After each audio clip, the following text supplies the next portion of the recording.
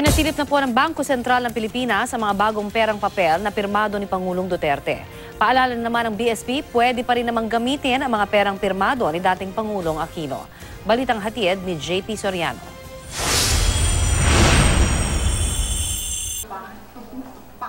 Sample ito ng 100 peso bill na pirmado na ni Pangulong Rodrigo Duterte.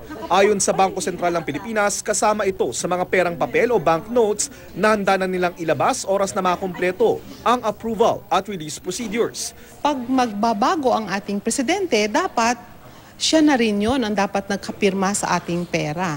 Dahil sa popularidad ni Pangulong Duterte, inaasahan na raw ng BSP na mataas ang interes ng publiko sa mga bagong imprentang pera. Huwag silang magmadali dahil sooner or later, maraming na silang makukuhang may pirma ni President Duterte.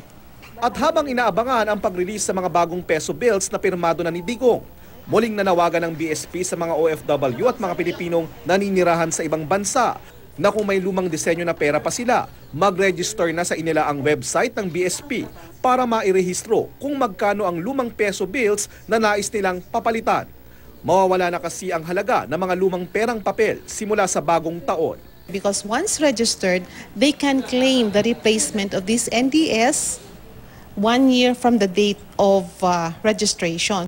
Pero kung hindi ka naman OFW hanggang December 31, 2016 na lang, pwede tanggapin ang inyong mga lumang peso bill. Kaya muling paalala ng BSP sa lahat, papalitan na ang inyong mga lumang pera sa mga bangko o di kaya sa BSP bago matapos ang taon.